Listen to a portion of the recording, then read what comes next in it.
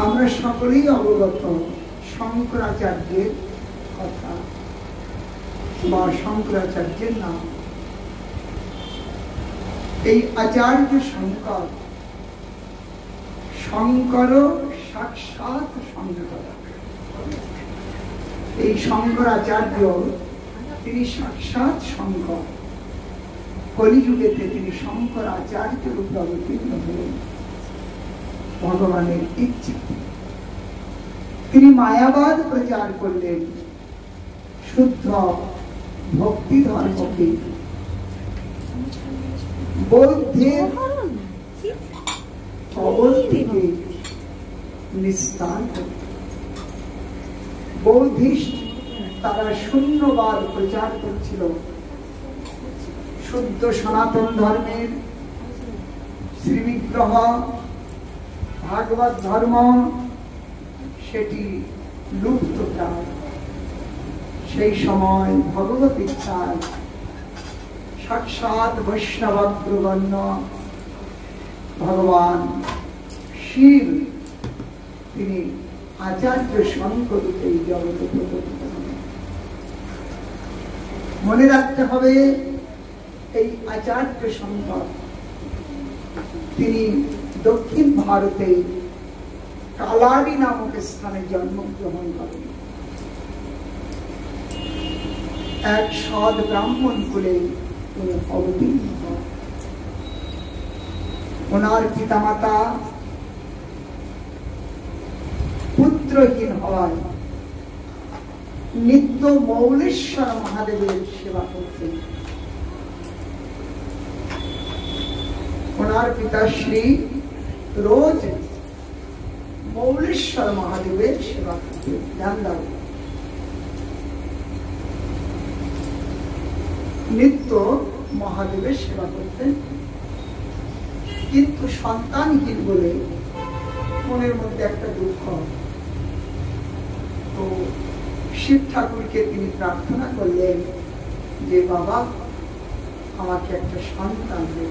আমার অবর্তমানে আমার শরীর চলে যাওয়ার ফলে বংশলুপ্ত হইল।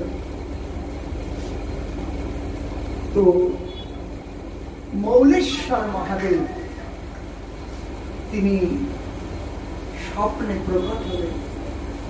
ওনার পিতা স্বপ্ন দেখছেন। স্বপ্নে কি দেখছেন? যে শঙ্কর সাক্ষাৎ প্রকটিত হয়েছে। বলে বলছেন, তোমার ইচ্ছা আমি বুঝেছি, তবে দেখো যদি সুবুদ্ধিমান পুত্র চাও তার আয়ু কম হবে, আর যদি দীর্ঘ আয়ু সম্পন্ন হও তাহলে বুদ্ধিহীন হবে। বুদ্ধিহীন আয়ু লম্বা হবে, কিন্তু বুদ্ধিমান আয়ু কম হবে। স্বপ্নেতে এই কথা হচ্ছে। তখন ওনার পিতা বললেন যে প্রভু, বুদ্ধিহীন হয়ে যদি বছরের পর বছর বেঁচে থাকে তো কি লাভ হবে? বুদ্ধিমান হয়ে যদি কম সময় বাঁচে, জগতের কল্যাণ। হ্যাঁ,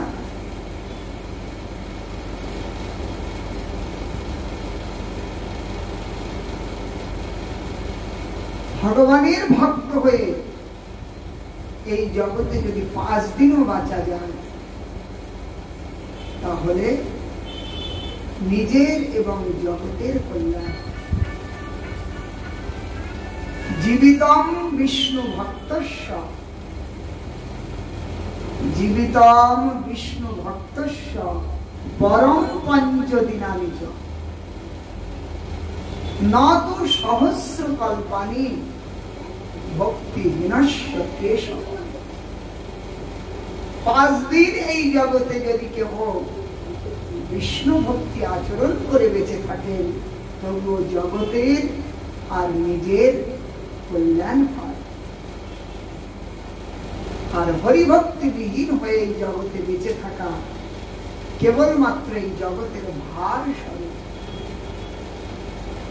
তাই পিতাশ্রী মহাদেবকে স্বপ্নেতেই বললেন যে প্রভু দীর্ঘ আয়ু নেই, দীর্ঘ বুদ্ধি, মেধা সম্পন্ন, উত্তম মেধা সম্পন্ন পুত্র প্রদান। যথা সময়ে শঙ্করাচার্যের জন্ম হল। মৌলেশ্বর বাবার কৃপাতে সেই ছোট্ট শিশু দিনে দিনে শশীকলার মতো বৃদ্ধি পেতে লাগে। তার অপূর্ব স্বভাব, অপূর্ব প্রভাব, অপূর্ব মেধা। সেই আচার্য শঙ্কর তার ধীরে ধীরে প্রভাব সমগ্র দেশবাসীর কাছে প্রভাবিত করেছেন। এক সময় ছোট্ট শঙ্করাচার্য 12 বৎসর পদার্পণ করেন নাই। একদিন পিতামাতাকে বললেন, কি দেখো তোমরা সেই পেরু নদী 1-1.5 মাইল দূরে ঘর থেকে রোজ সেখানে জানে স্নান করে তারপরে শিবের পূজা করে ঘরে আসেন, অনেক সময় লেগে যায়। বললেন বাবা এক কাজ করি না, অত দূরে নদী বইছে, নদীটা আমাদের ঘরের কাছ দিয়েই বয়ে যায়। বালকের যেমন কথা, নদী কি ঘরের কাছ দিয়ে বইবে? ছোট ছোট বালক বলে আমাকে চাঁদটা ধরে দাও, চাঁদটা এনে দাও। তেমনি বালকের বুদ্ধি। তো বাবা বলে ঠিক আছে তুমি করে দাও।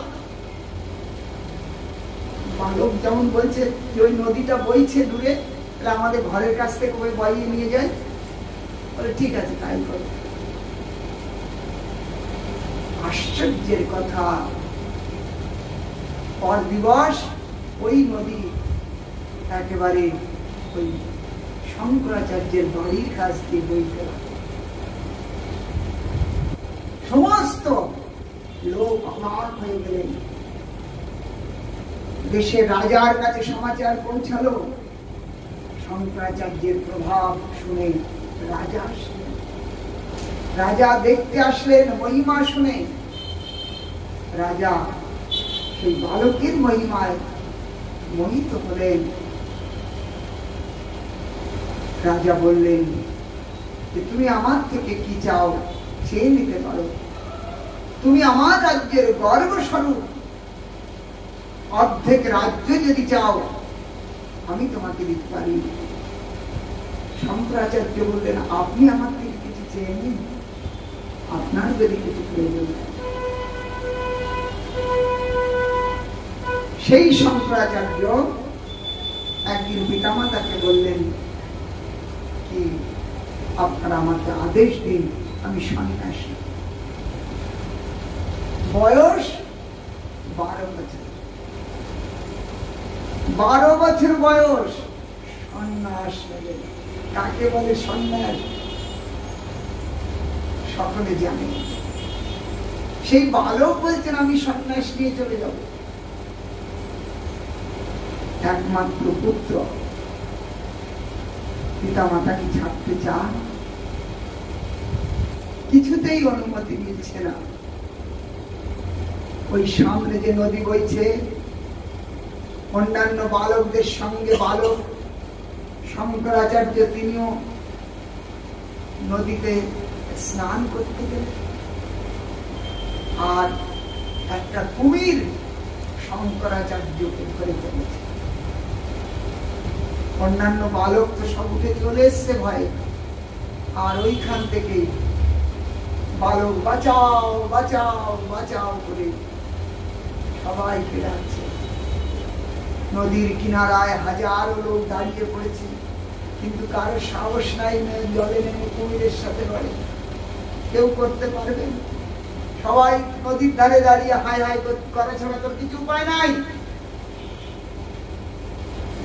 বালক ওইখান থেকে বললেন দেখো মা, যদি আপনারা আমাকে সন্ন্যাস দেওয়ার অনুমতি দেন তাহলে কুমির আমাকে ছেড়ে দেবে? হ্যাঁ, এখন বিচার করলেন কুমিরের পেটে কেন যায়? যদি সন্ন্যাস নিলে কুমির ছেড়ে দেয়, তাই বাবা তুমি সন্ন্যাস নিয়ে চলে যাও। পিতামাতার অনুমতি পেলেন। এইভাবে অনুমতি নিয়ে, যে অনুমতি দিলেন, সাথে সাথে ওই কুমির কোথায় গায়েব হয়ে গেল, অদৃশ্য হয়ে গেল। আচার্য শঙ্কর পিতামাতাকে প্রণাম করলেন আর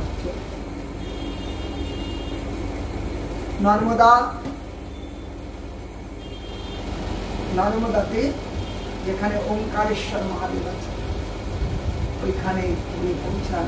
ওনার গুরুদেব ওনার জন্য অপেক্ষা করছিলেন। শঙ্করাচার্য সেখানে যে ওনার গুরুচরণ আশ্রয় করে যোগ সাধনায় মগ্ন।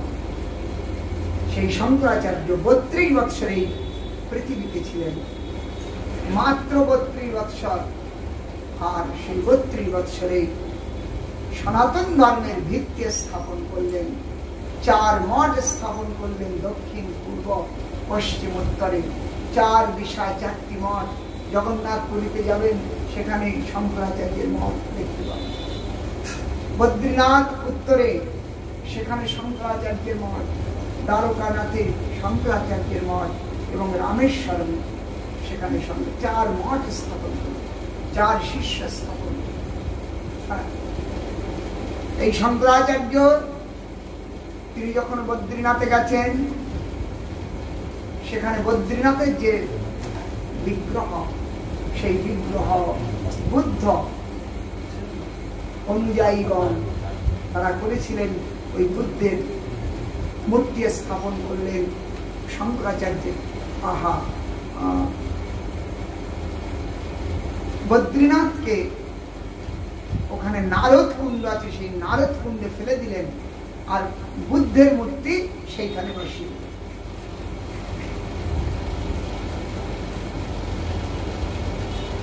যখন শঙ্করাচার্য বদ্রীনাথ ধামে পৌঁছান, সেখানে যে তিনি বদ্রীনাথের শ্রীবিগ্রহ দর্শন করতে পারছেন না, অত্যন্ত মনে ব্যথা।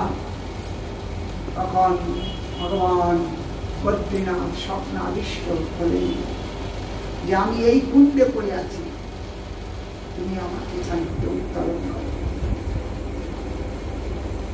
শঙ্করাচার্য শিষ্যগণের সাথে সেই কুণ্ডের থেকে ভগবান বদ্রীনাথের বিগ্রহ উত্তোলন করলেন, আর ওই বুদ্ধ মূর্তিকে বিসর্জন দিয়ে পুনরায় বদ্রীনাথে ভগবান বদ্রী বিশাল স্থাপনা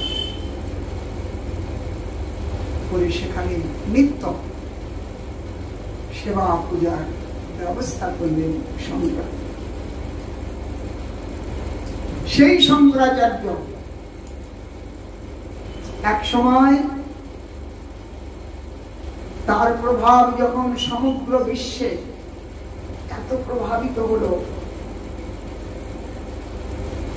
মন্ডন মিশ্র একজন পণ্ডিত ব্যক্তি, তিনি শঙ্করাচার্যের সঙ্গে শাস্ত্র যুদ্ধে উপনীত হলেন। শঙ্করাচার্যের মহিমা যখন বাড়ছে, তখন উনিও গেলেন যে আমি আপনার সাথে শাস্ত্র তর্ক করব। আচার্য শঙ্কর সম্মতি দিলেন, এবং সেই শাস্ত্র তর্কে তিনি পরাস্ত হলেন। মন্ডন মিশ্র পরাস্ত হলেন। মন্ডন মিশ্র পরাস্ত হতে ওনার যে ধর্মপত্নী ছিলেন, উভয় ভারতী, তিনিও পাণ্ডিত্যে পরিপূর্ণ। তিনি যে শঙ্করাচার্যের সাথে কটাক্ষ করতে লাগলেন এবং বললেন যে আপনি আমার কে যতক্ষণ পর্যন্ত আমার প্রশ্নের উত্তর না দেবেন, ততক্ষণ পর্যন্ত আপনি পূর্ণ বিজয়ী হবেন না। আমার পতিদেবকে আপনি পরাস্ত করেছেন, কিন্তু আমি অর্ধাঙ্গিনী। আমার প্রশ্নের উত্তর আপনাকে দিতে হবে। আমাকে পরাস্ত করলে তাহলে আপনি পরিপূর্ণ বিজয়ী মানা। তো তিনি রতি শাস্ত্রের উপরে প্রশ্ন করেছিলেন শঙ্করাচার্য। শঙ্করাচার্য উত্তর দিতে 6 মাস সময় চেয়েছিলেন, যে আমাকে 6 মাস সময় দিতে হবে। সেই সময় কি করলেন? শিষ্যদের ডাকলেন। শিষ্যদের ডেকে তিনি বললেন যে দেখো, আমি এই দেহ ছেড়ে যাচ্ছি, তোমরা আমার এই দেহকে সুরক্ষিত রাখো। আর এই সময় কাশীপুরীতে এক রাজ শরীর পরিত্যাগ করেছে, রাজার শরীর পরিত্যাগ করেছে। আমি সেই রাজ শরীরে যে প্রবেশ করি। রাজা তো চলে গেছে, রাজার দেহ রয়েছে, ওই দেহে আমি প্রবেশ করব আর রাজভোগ করব। তাহলে তো আমি উত্তর দিতে পারবো। ততক্ষণ পর্যন্ত আমার এই শরীর তোমরা সবাই রক্ষা করো। আর সেই রাজ শরীরে যে আমি যদি মোহে পড়ে যাই, রাজ শরীরে যে যদি মোহের মধ্যে পড়ে যাই, তার জন্য তিনি 2টি ছোট্ট ছোট্ট গ্রন্থ রচনা করে শিষ্যদের কাছে। তার একটির নাম হচ্ছে মোহ কুঠার, একটির নাম মোহ মুদ্গর। কুঠার শব্দে কাটা, কুঠার দিয়ে কাটা হয়, কাটে মোহকে। মোহকে কাটবার কুঠার শাস্ত্রবাণী। আর মুদ্গর মানে গদা, মোহকে চূর্ণ বিচূর্ণ করবার। নিখিল ভুবন মায়া ছিন্ন বিচ্ছিন্ন কর্তৃ বিধুত বিমল মৃজ্ঞা মুক্তি মহান্ত দাত্রী শিথিলিত বিধি রাগারাধ্য রাধেশ ধানী নিত্যম হৃদয়ে স্ফুর ভক্তি সিদ্ধান্ত। সেই মায়াকে চূর্ণ বিচূর্ণ করবার জন্য তিনি রচনা করলেন মোহ মুদ্গর। এই 2টি গ্রন্থ রচনা করে শিষ্যদের কাছে পাঠ করতে বলে বললেন, যখন আমি ওই দেহেতে যে আসক্ত হয়ে যাই যদি, তাহলে তোমরা আমার রাজ দরবারে যে এই গ্রন্থ 2টি পাঠ করবে। আমি তখন ওই দেহ পরিত্যাগ করে আবার ওনার দেহ সুরক্ষিত থাকলো, দেহ ছেড়ে চলে গেলেন এবং ওই রাজ দেহেতে যে প্রবেশ করলেন। রাজা জেগে উঠেছে, সমস্ত রাজবাসী অত্যন্ত প্রসন্ন। মরে গেছিলেন, আবার জীবিত হলেন, কিন্তু রাজ ব্যবহারের পরিবর্তন। এখন তো এই রাজা নয়, তো এ তো মহা তপস্বী শঙ্করাচার্য। তিনি রাজভোগ করলেন। 1 মাস 2 মাস করে 6 মাস অতিবাহিত হয়ে গেল, তবু আর ফিরে আসছেন না। তখন ওই শিষ্যগণ সেখানে পৌঁছাচ্ছেন, আর সেখানে যে এই শ্লোকগুলো উচ্চারণ করছে, আমার কাছে সেই বইটা আসছে। হ্যাঁ, অতএব তার 1-2 শ্লোক আমরা উচ্চারণ করব। দেখো, মোহ মুদ্গর।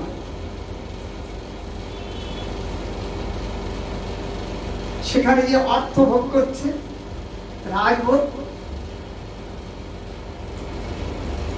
অর্থম অনর্থম, অর্থম অনর্থম ভাবঃ নিত্যম নাস্তি ততঃ সুখ লেশ সত্যম পুত্রাদপি ধনভাজম ভীতি সর্বত্রৈষা পতিতাহী। অর্থকে অনর্থ ভাব সতত, সুখ দেশ নাহি তাই, পুত্র হইতে হয় ধনীদের মহাভয়, সর্বত্র একথা হয়। কাতব কান্তা কস্তে পুত্র, সংসার অয়ম অতীব বিচিত্র, পশ্যতম বা কূত আয়ম, তত্ত্বম চিন্তয় তদিদম নাহি। কাতব কান্তা কস্তে পুত্র, সংসার অয়ম অতীব বিচিত্র। এ সংসার অতি বিচিত্র। কে কার আমার, আমি বা কার, কে বা আমার। অতএব কশ্যতম বা কুত আয়ত, তুমি কে, কোথা থেকে এখানে এসছো, আমি কে এবং কোথা থেকে আমি এখানে এসেছি। আমার এই দেহের পূর্বে তো আরো দেহ ছিল, এর আগে আমি ছিলাম। তাহলে এর আগে আমি কোথায় ছিলাম কখনো কি আমরা চিন্তা করেছি? কখনো চিন্তা করি। বা এই দেহ ছেড়ে দিয়ে আমরা কোথায় যাব তার কথাও তো চিন্তা করি না। সেই জন্য কশ্যতম বা কুত আয়ত, তুমি কে? সনাতন গোস্বামী মহাপ্রভুকে প্রশ্ন করলেন না, কে আমি, কেন মরে, যারে তাপত্রয় ইহা নাহি জানি কই চিন্ত। আমি কে? এই আমি কেটা পরিপূর্ণ রূপে অবগত আমাদের ভিতরে করতে। নাহম বিপ্র নচ নরপতির নাকি বৈশ্য ন শূদ্র, নাহম বর্ণি নচ গৃহপতির জ্যোতির্বা ন জ্যোতির্বা। আমি ব্রাহ্মণ, ক্ষত্রিয়, বৈশ্য, শূদ্র, ব্রহ্মচারী, গৃহস্থ, বানপ্রস্থ, সন্ন্যাসী, এই চার বর্ণ এবং চার আশ্রমের মধ্যে আমি কেউ নই। তাহলে আমার পরিচয় গোপী ভর্তুর পদ কমলয়র দাস দাস দাস দাস। কিন্তু পদ্ম নিখিল পরমানন্দ পূর্ণমৃতাব্দে গোপী ভর্তুর পদ কমলয়র দাস দাস। এটি আমার নিত্য পরিচয়, জীবের নিত্য পরিচয়। আমরা কৃষ্ণ সেবক, কৃষ্ণ দাস। কৃষ্ণ দাস অভিমানী, যে আনন্দ সিন্ধু কোটি ব্রহ্মানন্দ নহে তার এক বিন্দু, কৃষ্ণ দাস। অভিমান ত্যাগ করতে হবে, কিন্তু কৃষ্ণ দাস এই অভিমানে ভরপুর হতে হবে যে আমি কৃষ্ণ দাস। তো সেই জন্য কাতব কান্তা কস্তে পুত্র, সংসার অয়ম অতীব বিচিত্র। এ বিচিত্র সংসার দিবাবসানে পক্ষী সকল বৃক্ষের ডাল আশ্রয় করে রাত্রি কাটা। রাত্রি অবসান হতেই আবার পক্ষী সকল বেকার জায়গা উড়ে চলে। দেখেছেন পাখিরা ওই বৃক্ষকে আশ্রয় করে রাত্রি কাটালো, ওখানে পরিচয় হলো, আবার সকাল হতেই বেকার জায়গায় চলে। ঠিক তেমনি সংসার রূপী বৃক্ষে আমি আপনি কে কোথা থেকে এসে এক জায়গায় হয়েছি, আবার প্রভাত হতেই আমরা কে কোথায় চলে যাব। কশ্যতম বা কুতয় তত্ত্বম চিন্তন করিলাম। অঙ্গম গলিতম পলিতম মুন্ডম দন্তবিহীনম জাতম তুণ্ডম করধৃত কম্পিত শোভিত দণ্ডম তদপি না মঞ্চতি আশা ভণ্ডম ভজ গোবিন্দম ভজ গোবিন্দম গোবিন্দম ভজ মূঢ়মতি। হে মূঢ়মান, এই জগতের কত আত্মীয়তা, কত বন্ধুত্ব, কত কিছু, এগুলোর প্রতি আমরা ধীরে ধীরে আরো বেশি আসক্তি হই। যেমন আসক্তি মানে কিরকম, একটা ছোট্ট চারা গাছ, একটা ছোট্ট শিকড় হয়, এইবার ও যত বড় হতে থাকে শিকড় তত চতুর্দিকে ফেলাতে থাকে, এইবার বিরাট বট বৃক্ষ হয়ে গেছে। এবার তাকে কি উপরে অন্য জায়গায় লাগানো যায়? অসম্ভব। তো সেই রকম আমরা যখন জন্ম নিয়েছি তখন আমাদের পিতা মাতার সঙ্গে সম্বন্ধ, যত বড় হতে গেছি আমাদের বন্ধু বান্ধব হতে শুরু হয়েছে, স্কুল কলেজ যাওয়া শুরু হয়েছে, বিবাহ আদি কার্য শুরু হয়েছে, আত্মীয় স্বজন বাড়তে শুরু হয়েছে। এমনি করতে করতে শিকড়ের মতো আমাদের অসংখ্য সম্বন্ধ আমাদেরকে ঘিরে ধরতে লেগেছে, আর আমরা ততই যেন এই সব জালের মধ্যে বাধা হয়ে যাচ্ছে। সেই জন্য শঙ্কর যে ওখানে বাধা পড়ে গেছে, বললেন মানুষের আশা এত প্রবল, অঙ্গম গলিতম, বৃদ্ধ অবস্থায় এসে গেছে, চামড়া ঝুলে পড়েছে, ভালো করে চোখে দেখতে পাচ্ছে না, কানে শুনতে পাচ্ছে না, কোমর ঝুঁকিয়ে চলছে, তদবিনা মুঞ্চতি আশা ভাণ্ডম, কিন্তু মনের মধ্যে প্রবল আশা আছে এখনো পর্যন্ত। কিরকম পরিস্থিতি, অঙ্গম গলিতম পলিতম মুন্ডম, অঙ্গ সব ঝুলে পড়েছে বার্ধক্যের কারণে, পলিতম মুন্ডম, মাথার চুলগুলো সব পেকে গেছে, সাদা হয়ে গেছে, দন্তবিহীনম, দাঁত একটাও নাই, তো দাঁতগুলো চলে গেলে মুখটা ভিতরে ঢুকে যাবে, জাতম তুণ্ডম, তুণ্ডম মানে মুখ, তো মুখটা ভিতরে ঢুকে গেছে, বুড়ো অবস্থা। আর করধৃত কম্পিত, যে হাতে তর্জন গর্জন করেছে একদিন, আজ সেই হাত এমনি করে কাঁপছে, আর সাথে একটা লাঠি, করধৃত কম্পিত শোভিত দণ্ড, আর সে হাতে এখন একটা লাঠি শোভা পাচ্ছে, বৃদ্ধ অবস্থা। এত কিছু দুর্দশার মধ্যেও তদপি না মুঞ্চতি আশা ভাণ্ডম, তবু ওই বুড়োটা আশা যাচ্ছে। হ্যাঁ, কখন যাবে আশা? ওই যে মহাপ্রভুর ভজন, হ্যাঁ, মিছে মায়াবদ্ধ হয়ে জীবন কাটাই রে, আমি আমার বলে রে,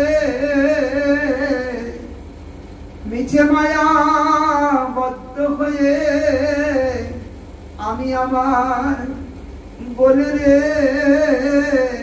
আমি বাকার কে ভাই আমার, আমি আমার বলে রে,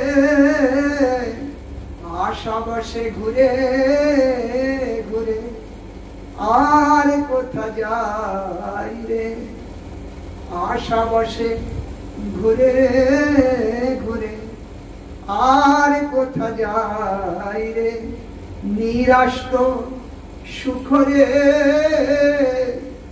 আশাহী পরম দুঃখ নিরাষ্ট সুখ রে ভোগ মোক্ষ বাঞ্ছা ছাড়ি কৃষ্ণ নাম দাও রে। ভক্তিবিনোদ ঠাকুরের ভজন। তো তদপি না মঞ্চতি আশা ভাই, এমন পরিস্থিতির মধ্যেও আশা থেকে আমরা বাইরে আসতে পারি না। হে মূঢ় মন, না থাকো অচেতন, আর অচেতন থেকো না। কি করবে? ভজ গোবিন্দম, ভজ গোবিন্দম, গোবিন্দম ভজ মূঢ়মতি। হে মূঢ়মতি মন, আর কেন অচেতন? উঠো, ভজ গোবিন্দ চলো। অতএব এই মহৌষধি পান করলে আমাদের সব বিষয় চলে যাবে। এই মহমুদ্গার বড় সুন্দর সুন্দর শব্দের মধ্যে আছে। মহমুদ্গার মহকুটার সেখানে পাঠ করলেন, আর শঙ্করাচার্যের পূর্ব স্মৃতি জেগে উঠল, আর সাথে সাথে ওই রাজ দেহ পরিত্যাগ করলেন এবং নিজের দেহে এসে প্রবিষ্ট হলেন। জেগে উঠলেন তিনি, আর ওই উভয় ভারতী তার তর্কেতে তাকে পরাস্ত করলেন এবং তিনি বিশ্ব বিজয়ী হলেন, সেই শঙ্করাচার্য। অতএব সেই শঙ্করাচার্য সাক্ষাৎ শঙ্কর, তিনি বৈষ্ণব অগ্রগণ্য। ওনার গঙ্গা স্তোত্রম বড় সুন্দর, গঙ্গায় স্তোত্রম করেছেন। সেই গঙ্গা মাকে প্রণাম করি, তার চরণে প্রণাম করি। তিনি আমাদেরকে কৃষ্ণ ভক্তি প্রদান করুন। সেই আচার্য শঙ্করের পাদ পদ্মে ভক্ত বৈষ্ণব চরণে প্রণাম জানিয়ে আমরা এইখানে বিশ্রাম দিই। श्री चैतन्य महाप्रभु की, पार्षद महाप्रभु की, अनंत कोटि वैष्णव वृंद की, निताई गौर प्रेमानंदे हरि हरि बोल।